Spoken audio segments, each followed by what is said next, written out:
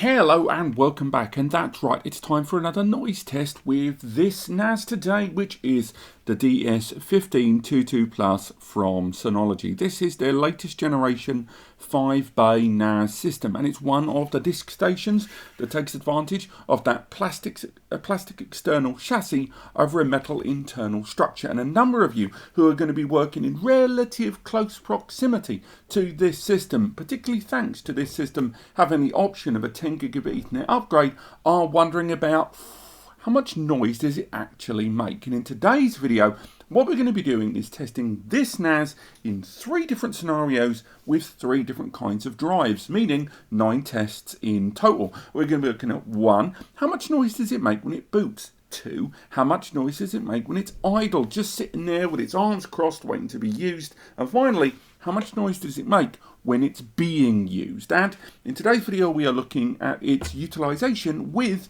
this Kingston SSD. This is a standard 480 gigabyte enterprise grade SSD, high durability, zero noise. We're going to be looking at this, the WD Red 40B Plus model, a standard mechanical hard drive, and finally we're going to be looking at this. This is the WD 10TB enterprise grade drive, and in today's test we're going to be running all of those different scenarios and seeing how much noise each one makes. But before we go any further, a few disclaimers, because it's going to be very important to understand today's results in context. If you don't care about that, or you've watched other videos in the noise test series, you know exactly what I'm about to say. Fast forward about 3 minutes, but if you haven't, stick with me just a little bit. First and foremost, when we are testing this, we're not just looking at the noise of the system, we're looking at the noise of the drives. Most people don't realize that once you reach a certain capacity or a certain drive build quality, the noise of the drives is actually noisier than the system. And a lot of people hear the NAS making a lot of noise and wrongly assume it's the NAS making the noise, and it's not, it's the drives. So when we look at the optical drive, standard there, optical drives that use mechanical parts, they are comprised of this internal structure. It's a very old drive, but take my word for it. First and foremost, you've got those spinny little things inside. They're called platters, and that's where your data lives. The bigger the drive, you generally find more platters inside. Now, on top of that, you've got this little bit down here, known as the arm or actuator, and that is knocking around reading the data from the drive as it's distributed across the platters.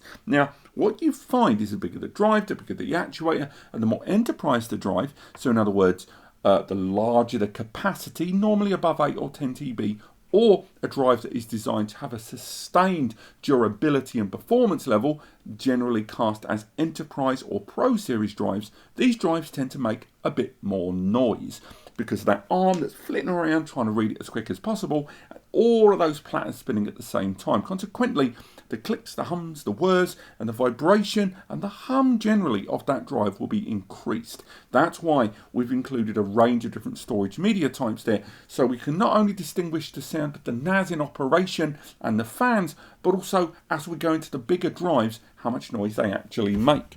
The next thing to discuss is ambient noise. This is a working office. You know, I'm in a single office here, but it was in a bigger building with people and other actions and phone calls and stuff like that happening all around the building, along with those lovely, lovely seagulls on the roof that you guys know I love oh so much.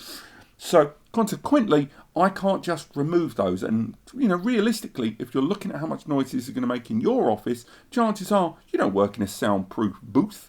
You probably work in a standard office too. So we have to factor in those ambient noises just generally into the field of play. But we will have a decibel meter on screen throughout our tests that's around 1/2 to 3/4 of a second behind real-time noise. So you might hear a noise and then a spike, you might see it on there, so bear that in mind. But also, I've increased the volume of the noises by 50%. So sometimes you might think a noise is louder than the dB meter will show. That's the reason for that.